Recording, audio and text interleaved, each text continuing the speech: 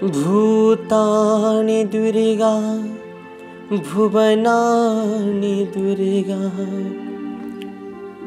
स्त्रियो नरश्च पिपशुश्च दुर्गा यदि यदि दृश्यं खलु सैव दुर्गा दुर्गा स्वरूपाद् अपरं न किञ्चित् दुर्गा स्वरूपाद् अपरं न किञ्चित्।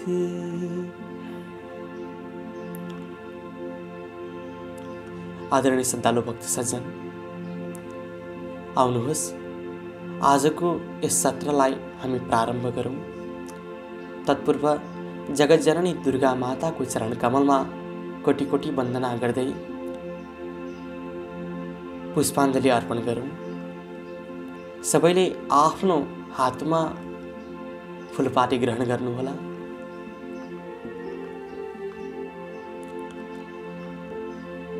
ओम यं ब्रह्मा वरुणेन्द्र रुद्र मरुतः स्तुन्वन्ति दिव्यैस्तवैः वेदैः साङ्गपदक्रमोपनिषदैः गायन्ति यं सामगाः ध्यानावस्थिततद्गतेन मनसा पश्यन्ति यं योगिनो यस्यां तं न विदुः सुरासुरगणाः देवाय तस्मै नमः। श्रीमच्चन्दनचर्चितोज्ज्वलवपुः शुक्लाम्बरा मल्लिका मालालङ्कृतकुण्डला प्रपिलसन् मुक्तावली शोभिता सर्वज्ञाननिदानपुस्तकधरा रुद्राक्षमालाकरा वाग्देवी वदनाम्बुजे वसतु मे त्रैलोक्यमाता चिरम् मूकं करोति वाचालं पङ्गुं लङ्घयते गिरिं यत्कृपातमहं वन्दे परमानन्दमाधवम्। नमो भगवते तस्मै व्यासायमिततेजसे यस्य प्रसादाद् वक्ष्यामि नारायणकथामिमाम्। नारायणं नमस्कृत्य नरं चैव नरोत्तमं देवीं सरस्वतीं व्यासं ततो जयमुदीरये। देवीं सरस्वतीं व्यासं ततो जयमुदीरये। जगत जननी दुर्गा माता को, श्री सुस्तानी परमेश्वरी माता को जय। कुमारजी आज्ञा गर्नुहुन्छ हे अगस्त्य मुनि। त्यसपछि महादेवले विष्णुलाई बिदा दिई जालन्धरसित युद्ध गर्न लाग्नुभयो। महादेव र जालन्धरको भयङ्कर सङ्ग्राम भयो।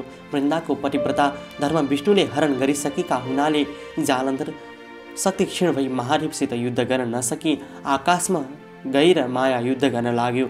महादेव पनि आकाशमै गएर युद्ध गर्न लाग्नुभयो। त्यसपछि जालन्धरको शक्ति क्षीण भएको जानी विष्णुले वृन्दाको सत्य डगाइसकेछन् भन्ने ठानी तेजिलो त्रिशूल लिए तिनै नेत्रबाट अग्निको ज्वाला निकाले क्रोधपूर्वक जालन्धरको छातीमा प्रहार गर्नुभयो। त्यस त्रिशूलको चोटले जालन्धर मरी अन्तपुरको चोकमा ठुलो शब्द गरेर पछारियो। त्यो चर्को शब्द सुनि वृन्दाले के को शब्द हो भनी हेर्न जाँदा आफ्नै स्वामी जालन्धर मरेको देखि अनेक प्रकारले विलाप गर्दै रुन लागिन्। हे स्वामी, मलाई यस्तो अवस्थामा एक्लै पारेर कहाँ जानुभयो? पापिष्ट विष्णुले छल गर्दा तपाईँको यो गति भयो र मेरो यो अवस्था भयो। तपाईँ बिना म प्राण राख्न सक्दिनँ। तपाईँ जहाँ जानुभयो म पनि उही जान्छु भन्दै केस फिजाई विष्णुको मुखमा हेरेर भन्न लागिन्, हे पापिष्ट विष्णु, तिमीले छले मेरो पतिव्रता धर्म नष्ट गरिदिनाले मेरो स्वामीको यो गति भयो। अब म तिमीलाई श्राप दिन्छु।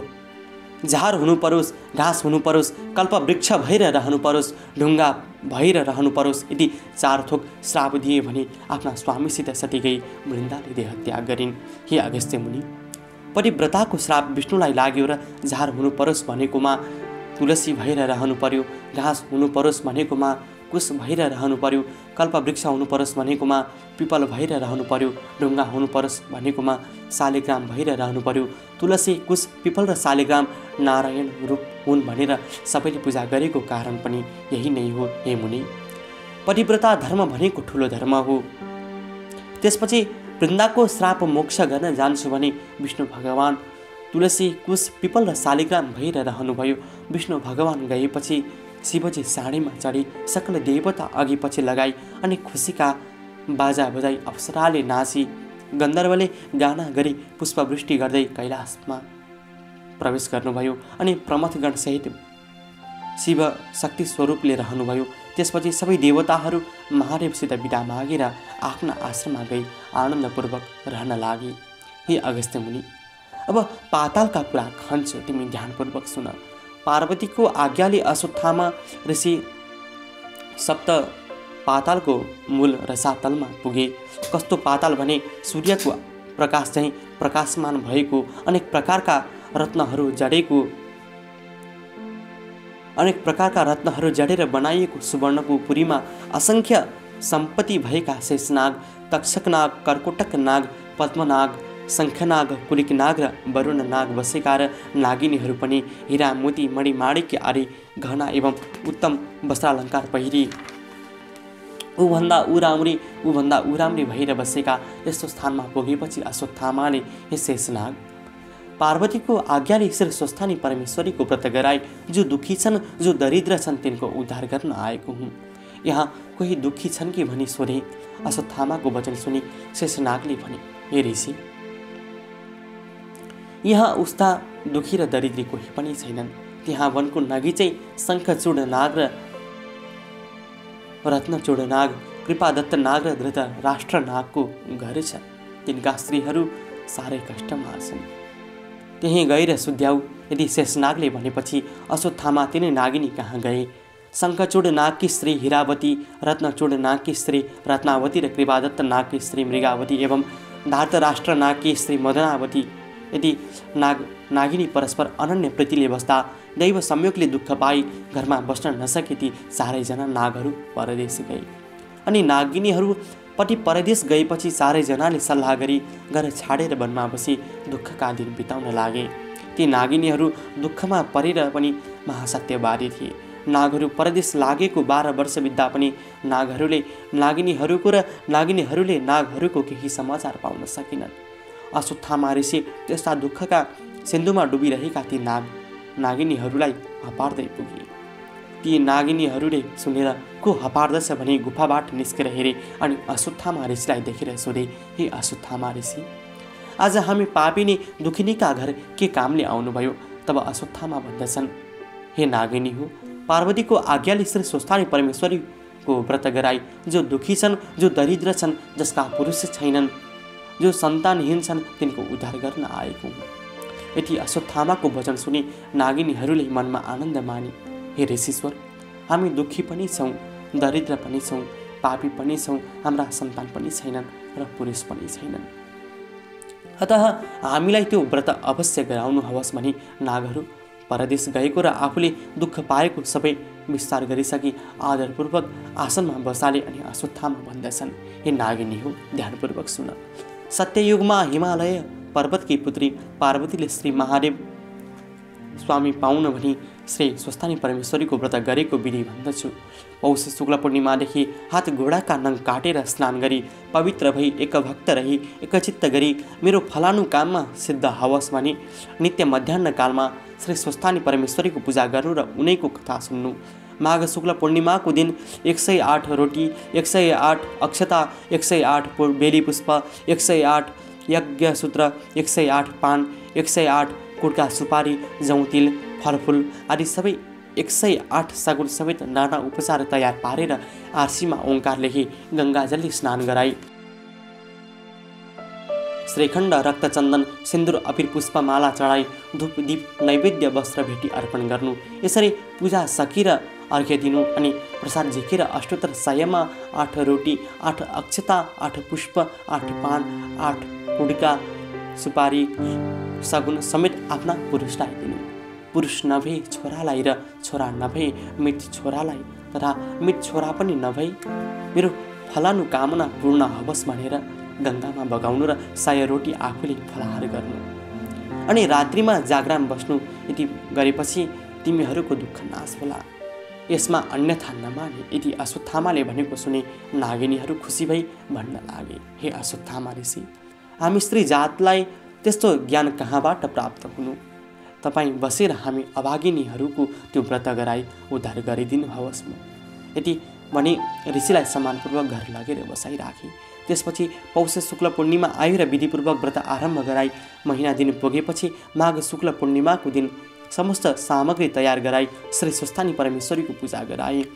पूजा सकिएपछि अश्वत्थामा ऋषिले भने, हे नागिनी हो, अब अर्घ्य दिए जप पाठ ध्यान स्तुति गर। अनि नागिनीहरूले स्तुति गरेर अञ्जली जोरी, हे ईश्वरी, हामी दुखियाहरूको पूजाले प्रसन्न भई यो दुःखको समुद्रबाट पार लगाउनु होस् भनेर स्तुति गर्दा गर्दै पूर्व दिशाबाट 1000 सूर्यको जस्तै तेज भएकी श्री स्वस्थानी परमेश्वरी प्रकट भएर दर्शन दिए। हे नागिनी हो, तिमीहरूको श्रद्धा भक्तिले म प्रसन्न भई वरदान माग भन्नुभयो। अनि ती नागिनीहरूले बिन्ती गरे, हे ईश्वरी, हामी दुखिनीहरूको दुःख हरण होस्, हाम्रा स्वामीहरू चाँडै आइपुगुन् भनी मागे। अनि ईश्वरीले तथास्तु भनी वरदान दिइन्। त्यसपछि प्रसाद झिक्न लाग्दा श्री स्वस्थानी परमेश्वरीको व्रतको प्रभावले परदेशबाट नागहरू आइपुगे र नागिनीहरूले मनमा आनन्द माने।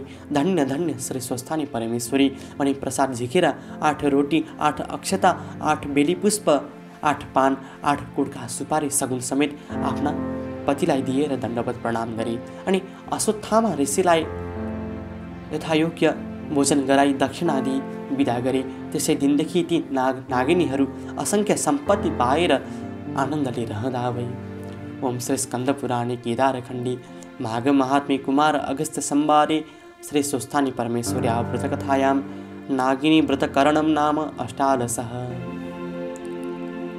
भक्तजन, आउनुहोस्, अब आजको सत्रलाई हामी यही नै बिट मार्छौँ। भोलिका दिनहरूमा पनि पुनश्च यस्तै भगवतीका दिव्य कथाहरू हामी श्रवण गर्ने नै छौँ। आउनुहोस्, यस सत्रलाई बिट मार्नु पूर्व श्री स्वस्थानी परमेश्वरी माताको चरण कमलको ध्यान गर्दै भगवतीको चरण कमलमा पुष्पाञ्जली अर्पण गरौँ। त्यसका निम्ति सबैले आफ्नो कर कमलमा फुलपाती लिनुहोला। उपनयतु मङ्गलं वः सकल जगन्मङ्गलालय श्रीमान् दिनकर किरण निबोधित नवन्नलिनदल निभीक्षणः कृष्णः काली वर्षतु पर्जन्यः पृथिवी सस्यशालिनी देशोऽयं क्षोभरहितो ब्राह्मणाः सन्तु निर्भया अपुत्राः पुत्रिणः सन्तु पुत्रिणः सन्तु पौत्रिणः निर्धनाः सधनाः सन्तु जीवन्तु शरदां शतम् तत्रैव गङ्गा यमुना च तत्र गोदावरी सिन्धु सरस्वती च तीर्थानि सर्वाणि वसन्ति तत्र यत्राच्युतोदार कथा प्रसंग या कुन्देन्दुतुषारहार धवला या शुभ्रवस्त्रावृता या वीणावरदण्डमण्डितकरा या श्वेतपद्मासना या ब्रह्माच्युतशङ्कर प्रभृतिभिः देवैः सदा वन्दिता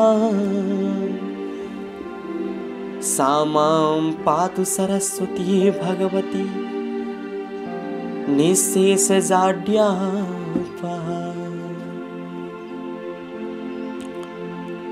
कायेन वाचा मनसेन्द्रियैर्वा बुद्ध्यात्मना वा प्रकृतिः स्वभावात् करोमि यदि यद् सकलं परस्मै नारायणायेति समर्पयामि नारायणायेति समर्पयेतत्। जगज्जननी दुर्गा माता को, श्री स्वस्थानी परमेश्वरी माता को जय, श्री सांब सदा शिव भगवान को जय।